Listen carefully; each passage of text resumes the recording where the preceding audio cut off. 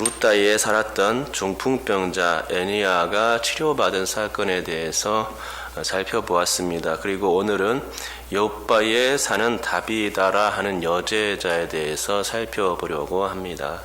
지난 시간에 우리가 살펴본 애니야는 중풍병에 걸린 성도였습니다. 성경에서 그녀에 대한 정보는 그녀가 8년 동안을 중풍병으로 앓아 누워 있었다라는 정도입니다. 그런데 8년 후에 루다에 들른 베드로를 만나서 그녀는 병에서 놓여 치료받게 되었다라는 그런 내용이 전부입니다. 그러면 오늘 우리가 살펴볼 다비다는 어떨까요? 그녀에 대하여 성경은 어떻게 소개하고 있습니까? 오늘 성경이 다비다를 어떻게 소개하고 있는지 그 내용을 살펴보려고 합니다. 여러분, 방금 저는 루다에 사는 애니야와 요바에 사는 다비다를 잠깐이나마 비교했습니다. 그런데 이 두 사람을 좀 더 비교해 볼까 합니다. 방금 36절 초반에는 다비다를 어떻게 소개합니까? 36절은 다비다가 요바에 산다 라는 내용으로 시작하고 있지 않습니까? 그런데 이 말이 애니야의 이야기에서는 나오지를 않습니다. 애니야를 소개할 때는 그녀는 단지 루다에 사는 그 많은 성도들 중에 한 사람으로서만 소개되고 있는 것입니다. 우리 다 같이 32절을 한번 읽어보겠습니다. 32절입니다. 읽겠습니다. 시작. 그때에 베드로가 사방으로 두루 다니다가 루다에 사는 성도들에게도 내려갔더니. 아멘. 방금 읽으셔서 알겠지만 32절에는 루다에 애니야라는 사람이 살았지만 우리가 방금 읽은 32절에는 애니야가 나오지를 않습니다. 루다에 베드로가 내려갔다, 루다에 사는 성도들에게 내려갔다, 이 정도만 나오는 것이죠. 그런데 32절 다음 구절인 32절에 가서야 애니야가 등장하게 됐죠. 등장하게 되는데 베드로가 거기서 애니야라는 사람을 만났다고 그때서야 이제 소개하고 있는 것입니다.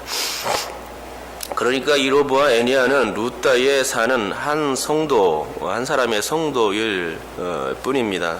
애니야가 아주 특출난 어떤 인물로서 부각되지 않고 있음을 보게 됩니다.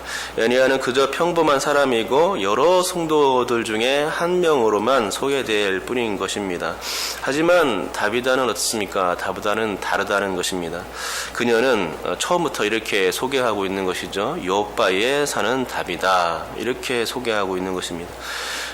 분명 요바에도 수많은 성도들이 살았을 것입니다. 하지만 성경은 요바를 언급할 때 가장 먼저 누구를 언급하느냐? 다비다를 언급하고 있는 것입니다. 38절에서 요바에 있는 제자들이 베드로가 루다에 있음을 알고서 두 사람을 보내서 와달라고 간청하는 말씀이 기록되고 있는데, 이걸 보아서 요바에는 다비다 말고 다른 제자들이 아주 많았음을 알게 됩니다. 하지만 요바 하면 생각나는 사람이 있었으니 그 사람이 누구냐? 바로 다비다였던 거지요. 여러분, 우리가 나사렛 사람 하면 누가 떠올려집니까? 나사렛 하면 제일 먼저 떠오르는 사람이 있지 않습니까? 누굽니까? 바로 예수 그리스도이십니다. 나사렛 하면 나사렛 동네에 살던 사람들 전체를 떠올리는 게 아닙니다.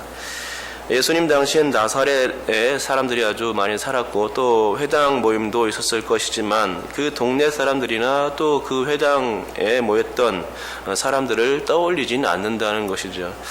나사렛 하면 우리는 단 한 사람만을 떠올립니다. 바로 예수 그리스도인 것입니다. 예수님의 아버지인 요셉을 떠올린다거나 어머니인 마리아를 떠올리지도 않습니다. 제일 먼저 떠오르는 사람은 오직 예수 그리스도인 것이지요. 또한 갈멜산 하면 여러분은 누가 제일 먼저 떠올려지십니까? 바알과 아세라 선지자 850명이 떠올려집니까? 이 싸움을 지켜보았던 이스라엘 백성들이 떠올려집니까? 갈멜산 하면 바알과 아세라의 선지자도 아니요, 이스라엘 백성도 먼저 떠올라지는 것이 아닙니다. 갈멜산 하면 떠올라지는 것은 맨 먼저 엘리야인 것이죠. 그렇습니다. 나사렛 하면 예수님을 떠올리게 되어 있고 우리는 지금까지도 기도할 때 나사렛 예수 그리스도의 이름으로 기도합니다 라고 하는 것입니다. 또한 갈멜산 하면 엘리야를 떠올리게 되어 있고 영적인 치열한 전투에서 그가 싸운 승리의 시적도 함께 떠올리게 되는 것입니다. 이와 같이 욥바 하면 떠오르는 사람이 있는데 그게 바로 다비다였던 것이죠. 여러분, 신월동하면 어떤 사람이 제일 먼저 떠올라집니까? 혹시 신월동하면 국회의원 이름이 떠올라집니까? 아니면 어느 교회 목사님이 떠올라집니까?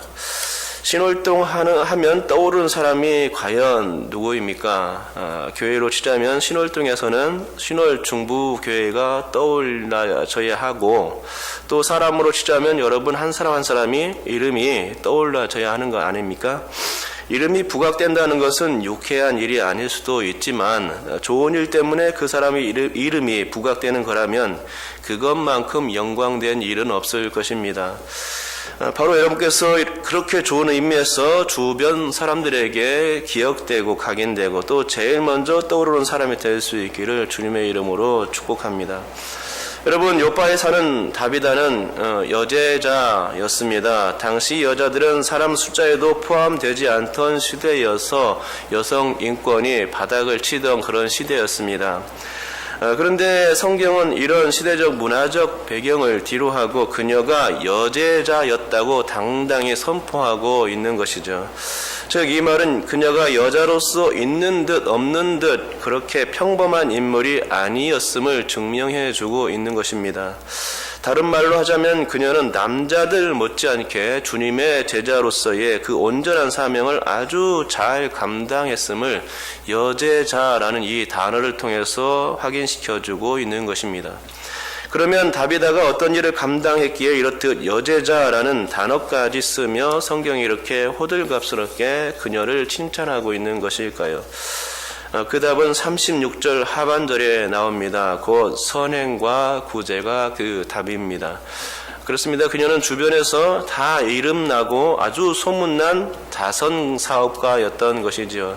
41절에 보면 성도들과 과부들이 나오는 것을 볼 수 있는데 아마도 이 사람들은 다비다의 도움을 한 번이라도 받았던 사람들일 것이 분명해 보입니다. 그랬기에 39절 중반절에 나오듯이 모든 과부가 그 다비다가 죽자 베드로 곁에서 울게 되었던 것입니다. 다비다 생전에 그녀가 얼마만큼의 착한 일을 했는지 알 수 있는 대목이 되는 것입니다. 즉 그녀는 과부들과 같이 외롭고 힘들게 지내는 사람들을 도와주면서 성도의 본분을 충실히 수행했던 여제자였던 것입니다. 그러나 여러분, 그런 그녀가 어떻게 되었습니까? 죽었습니다.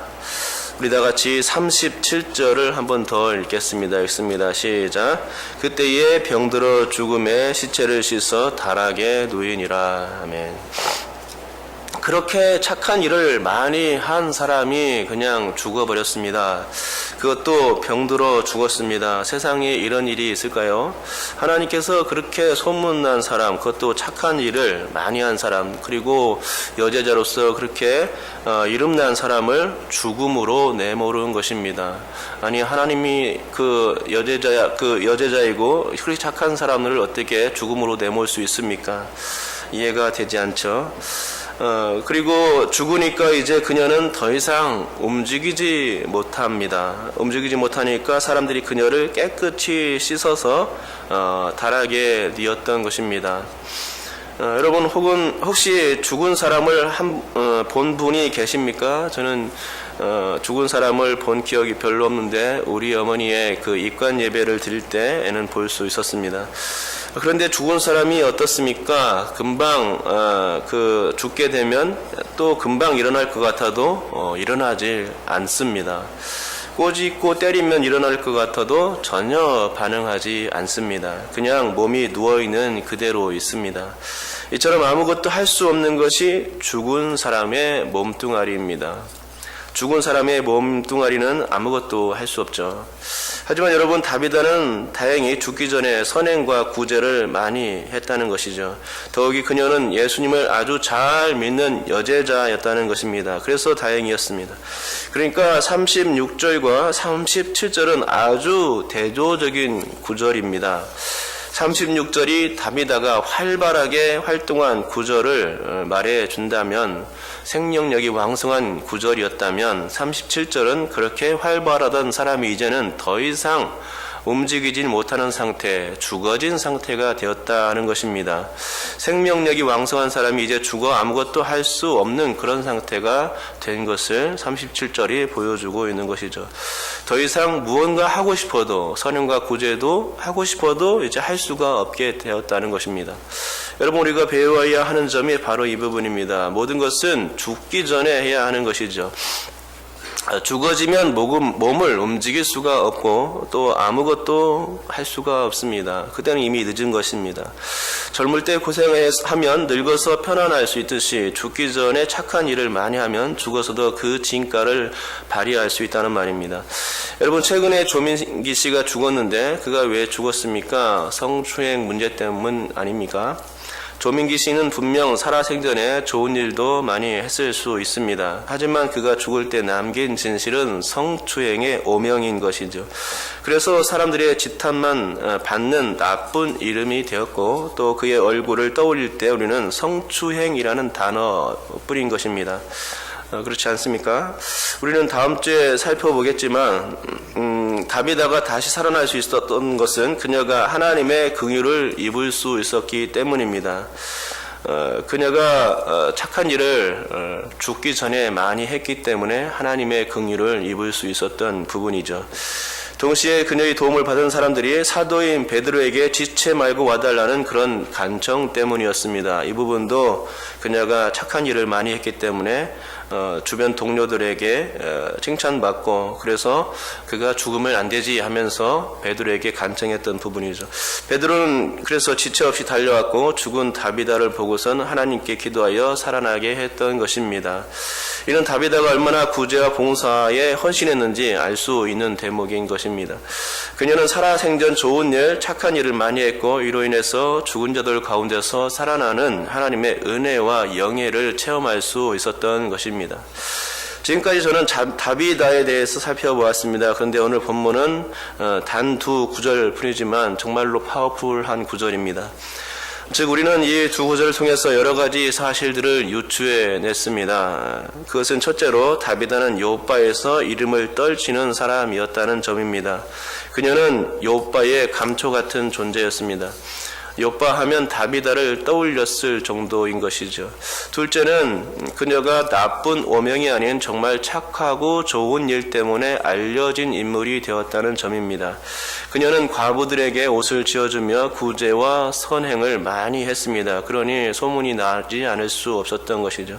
마지막으로 그녀가 죽기 전에 이렇게 착한 일을 많이 함으로써 기적적인 생명의 역사, 하나님께서 은혜와 긍휼을 주심으로써 그가 다시 살아나는 그런 경험을 하게 되었다는 것입니다. 여러분께서도 다비다 이런 세 가지 사항을 꼭 기억할 수 있기 바랍니다. 첫째로, 우리는 예수 믿는 사람으로서 구설수가 아닌 유명세를 떨칠 수 있어야 한다는 것입니다.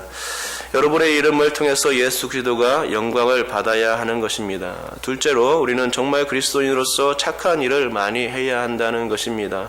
하나님께서 기뻐하실 만한 일을 우리가 세상 가운데 나타낼 수 있어야 하는 것입니다. 요즘은 기독교인들이 지탄을 받는 세상인데 이제는 이 일이 역전이 되어서 그렇게 실추되었던 교회의 명예를 다시금 회복해야 하는 것입니다. 여러분이 그 역할을 감당해야 하는 것이죠. 마지막으로, 이 모든 일들은 살아생전에 이루어져야 합니다. 살아생전에 마음만 먹지 말고 실제로 움직일 수 있어야 되는 것이죠. 살아생전에 하나님 앞에서 한 일은 반드시 하나님께서 기억하시고 그것을 갚아주실 것입니다. 여러분께서도 오늘 이 사실을 기억하시고 정말로 사람들에게 기억되며 더욱이 착한 일로 기억되며 그 착한 일로 인하여 하나님의 긍휼과 은혜를 입을 수 있는 일이 있게 되기를 주님의 이름으로 축복합니다. 기도하겠습니다. 하나님 아버지,